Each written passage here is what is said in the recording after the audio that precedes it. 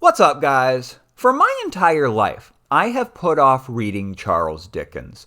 I've assumed that his works would be tough classics to read. I'd imagined that they would be slow-going, dated in language, and overall boring. However, being a lover of classic literature, I decided to finally give Dickens a shot, and I chose to do so with a book that I have always wanted to read, A Christmas Carol. On Christmas Eve, in the early 1800s, in London, England, during the Victorian era, several ghosts visit Ebenezer Scrooge. They try to convince him that his beliefs and the way in which he lives his life has not only caused him to be generally disliked by the entire community, but also that it's caused him to become a miserable old bugger. The ghosts take Scrooge on a tour of the past, through the present and into the future, and they try to give him insight into things that really matter. I thought that this book was very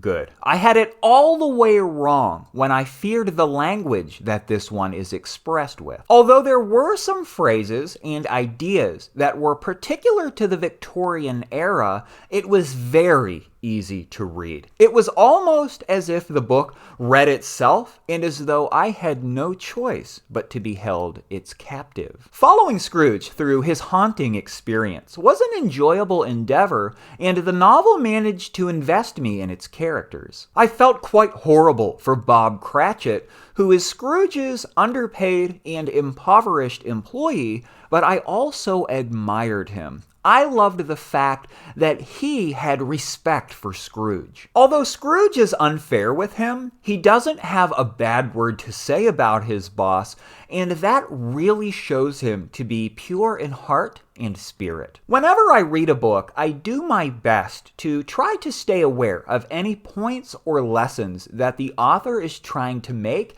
and appreciation is one that I picked up on. There are a lot of people suffering in A Christmas Carol with very few resources, and that's the way that it was for many people on the streets of London during the Victorian era, but they appreciated and cherished what they had to a high degree. And Scrooge comes to realize that he has very little, and I love the fact that he has a reversal of spirit. Those are the best stories. All-around success stories are good, but when someone is living in a foul manner, and they manage to rise up and change their ways and change their perspective to live a better, more meaningful life, that is an ace in my book. I give this one an 8 out of 10 rating. I highly recommend it, and it's worth noting that it's not a huge commitment.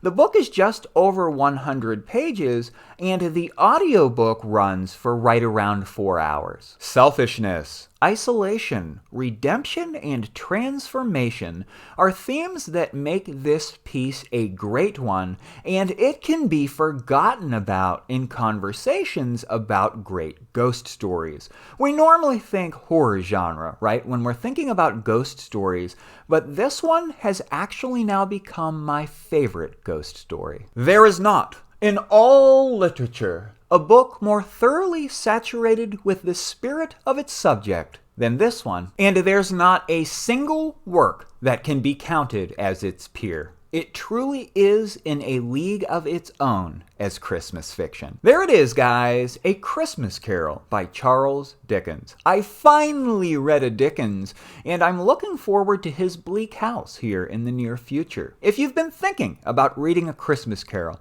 but you haven't committed yet, I highly recommend that you pick it up. It is a fantastic piece of work. Thanks for dropping by, guys. I'll see you next time.